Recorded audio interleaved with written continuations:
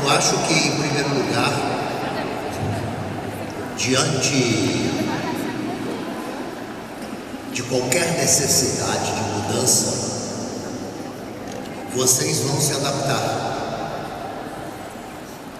Porque eu já vi situações em que uma solicitação tão pequena dessas, tinha gente que não saía do lugar.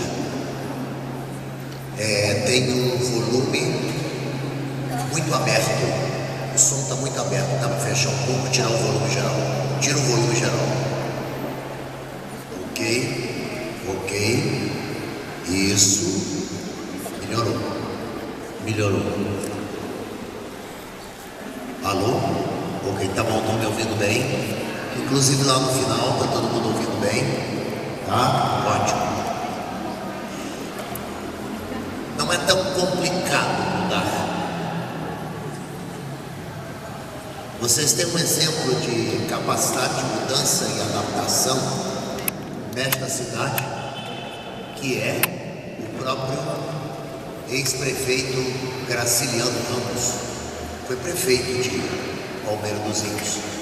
Então hoje de manhã eu tive o cuidado de, antes de mais nada, chegando, visitar a secretaria, conhecer o secretário que eu não tinha conhecido, o secretário que é esperto, mandou a Joelma Canapi e disse assim: vai lá ver se esse palestrante presta, se presta, traz, se não prestar, esquece.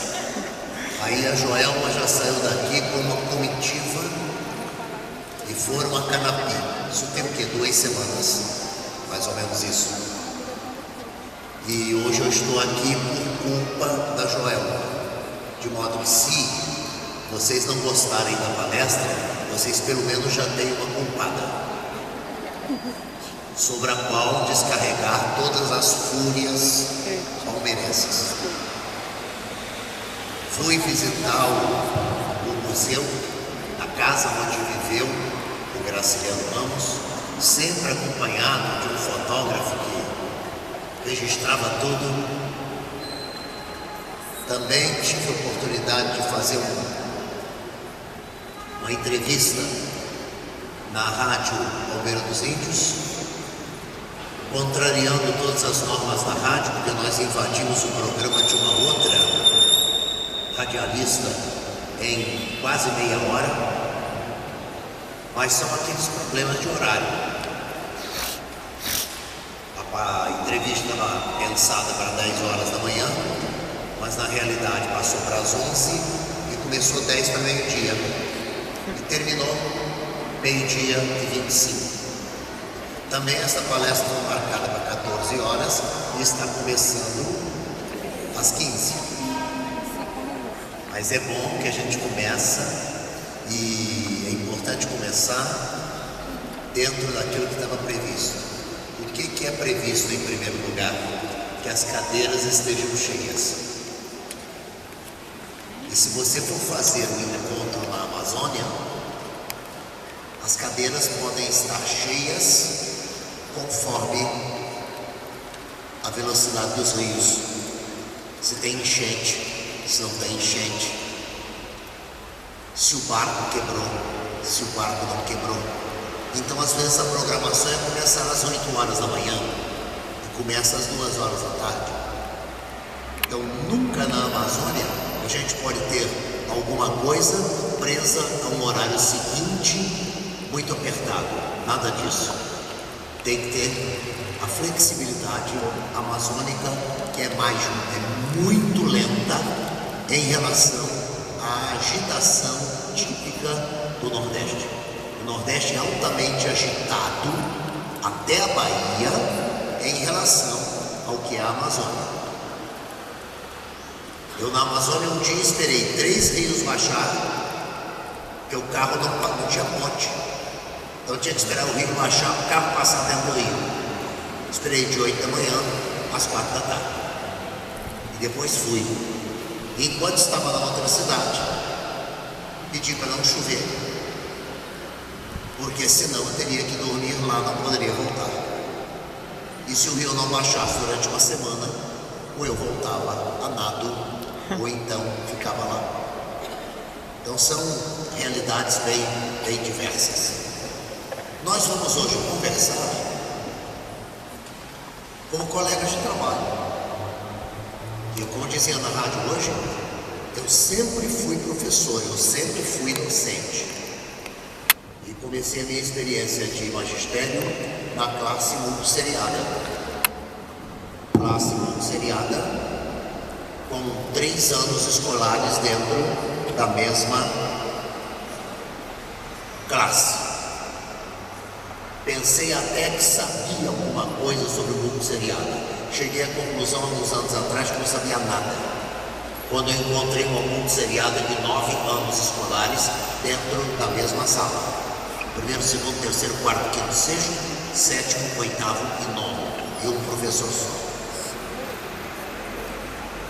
Sabe quantas turmas? 11. 11 multisseriadas de 9 anos escolares. Que os professores muito inteligentes dividiam em 3 grupos: iniciante, intermediário e avançado. Se você certifica o seu aluno como 9º ano, sim, é ótimo, mas ele só tem conhecimento de 5º ano, não é isso? É. Então você faz pauta fria, não faz. O que é isso, professor? É que nem placa de carro, uma placa que não está registrada, que não existe. Não, gente, não faz isso não. Ele faz. Você pega a pauta, seu caderno e registra lá que você deu uma aula sobre um assunto em matemática que nem você sabe o que é. Mas você escreveu lá que deu uma aula sobre razões, proporções e médias. Primeiro caso de congruência de triângulos perpendiculares e oblíquos. Nem lembro, professor, que você escreveu, porque isso faz parte da matéria. Do 6º ano para o 7º. Você escreveu. Seu aluno, quando está no avançado, chega quando muito ao 5º ano. Até aí você sabe. Além disso, você não sabe. E é assim que funciona. Então é evidente, esse aluno pode conseguir uma nota razoável por algum milagre que não é tão difícil no IDEB do 5º ano, mas no IDEB do 9º ano ele é um candidato a uma nota 2 ou abaixo. Embora quanto às notas do IDEB existam coisas curiosíssimas. Eu conheci recentemente uma escola que teve a menor nota no IDEB da cidade. Eles criaram uma escola de tempo integral, segundo a Secretaria de Educação. Colocaram lá os professores todos com licenciatura plena e a nota do IDEB foi de 1,2. Eu disse, mas escuta, nem alguém de olhos vendados tiraria 1,2, porque se são 5 opções de resposta, a possibilidade do chute seria de 20%, seria a nota 2, mas 1,2, como conseguiram isso? Só se fizeram uma média, atribuindo 0 a quem não foi, para dar uma nota média tão baixa. Mas isso acontece. Vivi bastante a vida educacional de maneira variada. A escola multisseriada, a escola indígena, a escola pública de ensino básico, de ensino médio, a escola estadual de ensino médio, a escola particular também em todos os ciclos, inclusive superior e a pós-graduação. Fui do Conselho Estadual de Educação do Estado do Rio de Janeiro, na década de 80. Fui secretário de Educação do município de Nova Friburgo, já ao final do século passado. E comecei a pensar na minha vida, como seria a minha vida depois de aposentar. E preparei a minha vida de aposentar durante alguns anos. Conversávamos com o professor do almoço, que lendo o Alvin Toffler, O Choque do Futuro, e depois a Mudança do Poder, Power Shift, terceira onda, eu comecei a verificar, eu tenho que me preparar para uma outra época do mundo. E me preparei. Mas reconheço que tinha colegas que diziam, eu não sei por que você se prepara para o futuro se você você não sabe se chegará lá. Eu falei, olha, de qualquer maneira é bom você se preparar para o futuro, porque é lá que nós vamos passar a maior parte da nossa vida, não é no passado. Hoje me perguntaram na hora do almoço quantos anos eu tenho. Eu disse, eu sei quantos anos eu não tenho, porque esses eu já vivi. Quantos anos eu tenho pela frente, eu não sei. Se eu viver a mesma quantidade de anos que meu pai, eu vou viver 106. Só que meu pai viveu metade da vida sem antibiótico e sem vacina. É verdade que meu pai não viveu numa época em que a vida era tão cheia de produto ácido quanto a nossa. Enfim, eu sei que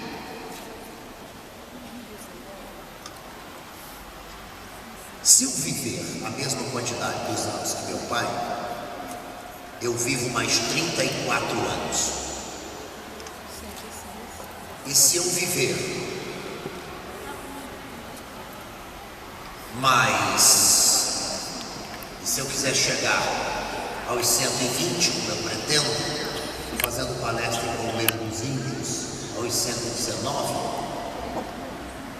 vendo aí Joelma de pantufa e bengala, falando que a gente é sempre bem-vindo para o início da semana pedagógica, a essa altura, o secretário de Educação será presidente da República, não é? Ou estará vivendo, talvez, na Lua ou em Marte. Se isso acontecer, eu tenho ainda 48 anos de vida. De modo que eu continuo pensando no futuro. Qualquer um de nós. Na virada atual, e pensando no futuro a partir de 1972, 73, foi muito bom. E os meus colegas reclamavam da vida. Eu só sei de uma coisa, eu quando encontro com eles hoje, eu tenho uma certeza, eles continuam reclamando da vida. E me perguntam se eu não estou cansado de trabalhar. Eu falei, eu não trabalho, eu estou aposentado. Para mim fazer uma palestra é uma diversão. Para mim dar aula sempre foi uma diversão. Ah, mas os alunos eram comportados, vírgula. Nem vocês foram comportados e comportáveis. Ah, você foi uma santa, com a cara que você tem. Realmente, os professores estão todos no céu, no mínimo. É questão de você gostar de fazer as coisas ou não. Você já pensou um sujeito que trabalha numa padaria e que todo dia chega à padaria às 3 horas da manhã para que os outros possam ter pão fresco às 5 e pouco? E ele adora aquele cheirinho de massa de pão? E todo dia ele faz a mesma coisa? Se ele não gostasse daquilo, ele teria desistido da vida. Você já pensou o que é um médico? Está exatamente num plantão e à meia-noite da virada do ano ele está fazendo uma cirurgia, uma cesárea. Talvez seja a primeira criança que tenha nascido naquele ano, mas ele não está com os seus familiares comemorando nada. Ele está de plantão. Assim acontece, por exemplo, numa noite de Natal em que um delegado de polícia está numa blitz contra bandidos e tiroteio por todas as partes. Ou se não gosta daquilo que faz, ou então vai procurar outra coisa. Senão não adianta o que ele vai receber de salário, porque entra por um bolso e sai para a farmácia e para o psiquiatra do outro. Isso é mais importante a sua felicidade do que realmente o seu salário. Porque se você não tiver felicidade, pode colocar o dinheiro todo na tua frente que você nem quer saber o que é isso. A angústia é uma paga. Bom, basicamente conversaremos com colegas. Colegas que deram aula, colegas que dão aula. E hoje no almoço eu disse o seguinte, que me fizeram uma pergunta, uma palestra. Você daria uma aula para o 5º ano? Eu disse sim, e agora? Uma aula. Substituir um professor de ciências no 5º ano por um ano inteiro, eu agora não estou preparado. Eu tenho que me preparar.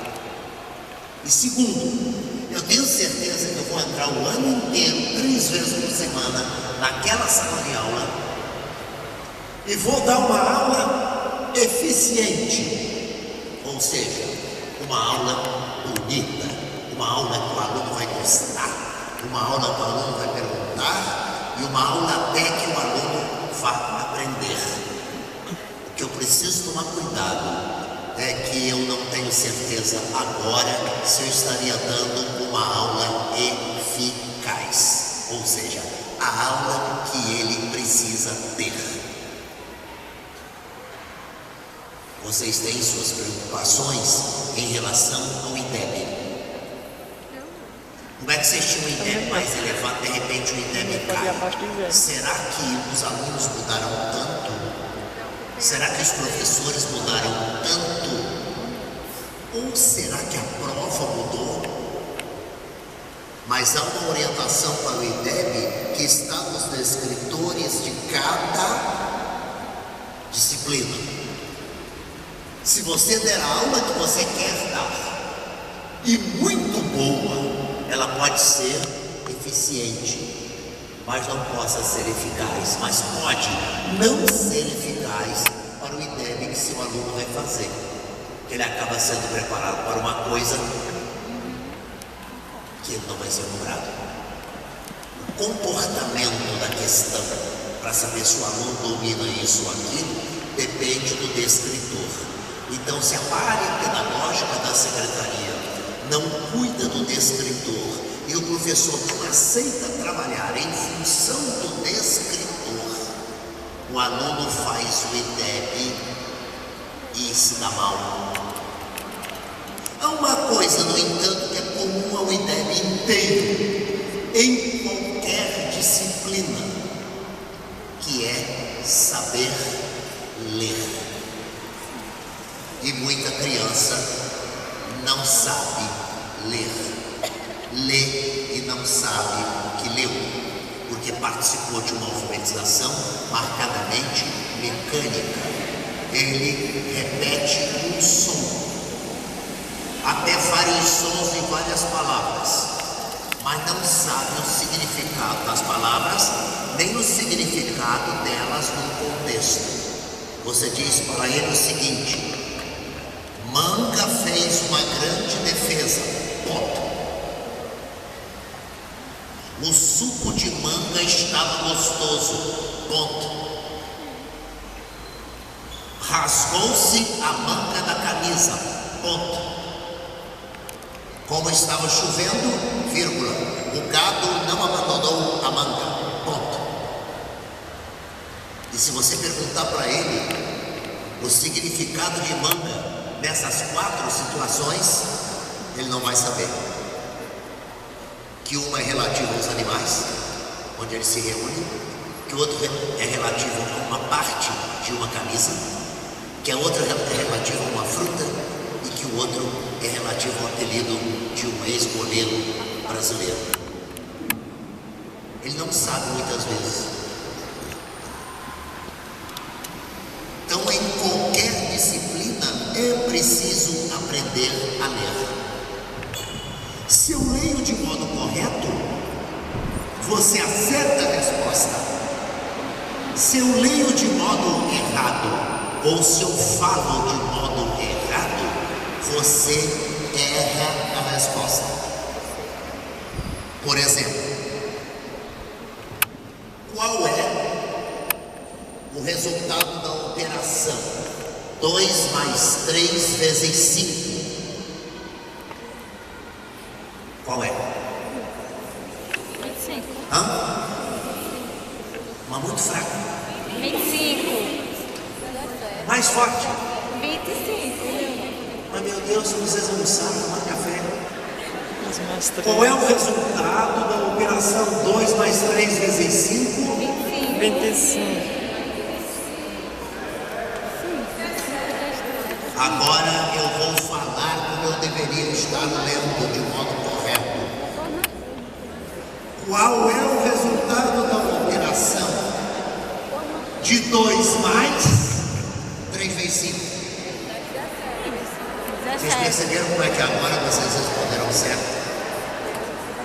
Tudo depende da leitura. A matemática faz essa leitura obrigatória quando ela coloca um parênteses. Qual é o resultado da operação de 2 mais?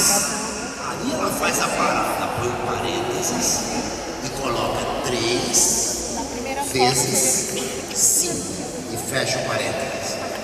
O professor de matemática que não explica a hierarquização das contas, primeiro você deve sempre multiplicar e depois somar, primeiro dividir e depois diminuir, ele trabalha um processo mecânico.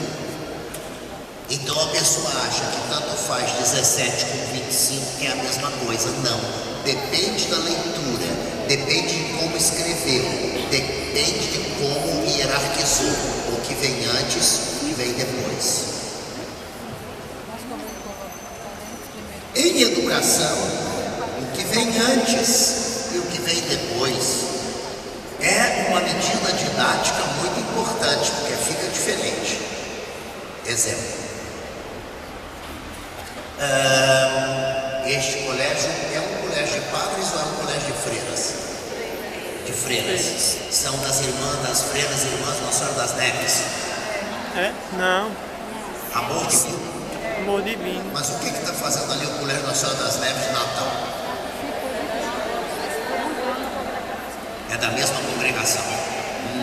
Eu já fiz palestra no Nossa Senhora das Neves de Natal, já mandei texto para o educandário Santa Terezinha de Caicó, já conheci gente do educandário Nossa Senhora das Vitórias de Açu, agora eu estou em Palmeira dos Índios, e o Cristo Rei de Patos na Paraíba, porque eu já fiz várias palestras na Paraíba. E conheço uma das diretoras que foi do Colégio Nossa Senhora das Neves em Natal, a irmã Almaísa Lopes Brito, mas eu acho que ela nasceu no Rio Grande do Norte e não aqui em Alagoas. Mas se eu dissesse assim, irmão, eu posso fumar enquanto rezo? Qual é a resposta? Não. Agora veja a segunda pergunta. Irmão, eu posso rezar enquanto fumo? É para achar graça. Os dois fatos são iguais. Você está fumando do mesmo jeito, está rezando do mesmo jeito. Eu posso fumar enquanto rezo? Não, senhor. Mas você pode rezar enquanto fuma? Pode. O que causa essa resposta tão estranha? A ordem. O que vem antes e o que vem depois? Essa é a questão. Então, em educação, cuidado com o que você ensina antes, com o que você ensina depois. E se você embrulhar as ordens, o aluno faz uma confusão enorme. Vamos conversar sobre coisinhas muito simples, mas que podem ser muito significativas no aprendizado de vocês e na vida de vocês. Conforme já foi dito, meu nome é Hamilton Werneck, professor, que no momento está na cidade de Palmeira dos Índios, em Alagoas. A professora, que aqui está, já me assistiu em Bom Conselho e Papacaça, terra de Pedro de Lara. Quando você se reconhece, você nasceu lá? Nasceu aqui. Quando você se reconhece, pessoa que já visitou a terra de Pedro de Lara, você se sente profundamente feliz participando dos shows de calouros do programa Silvio Santos. Depois daquela vez eu nunca mais voltei a Bom Conselho, mas fiz uma palestra lá, veio gente de vários lugares, etc. O professor César Luna pediu para convidar a todos para o 3º Congresso Educa Garanhuns, que vai ser aberto às 17 horas do dia 15 de maio de 2015, na cidade de Garanhuns. A partir de hoje, o folder do evento está sendo publicado no site do Congresso. Eu tenho hoje 26 livros publicados. Tenho traduções para o espanhol, tenho 9 DVDs educativos. Ali na entrada existem vários títulos de livros, dentre os 26, e vários títulos de DVDs, entre os 9. Todos eles estão sendo vendidos por R$20 cada um. Ao final, se alguém se interessar, eu estarei sentado nesta mesa e autografarei com todo prazer. Estou escrevendo para 12, a partir desta semana, 13 revistas educacionais. A sorte é que nem todas são mensais, então a gente vai dando conta do recado. 3 jornais, faço muita entrevista. Hoje, por exemplo, rádio Palmeira, nos Índios de Arapiraca. Todas as vezes que vocês entrarem no meu site, que é meu nome, vocês encontram tudo: telefone,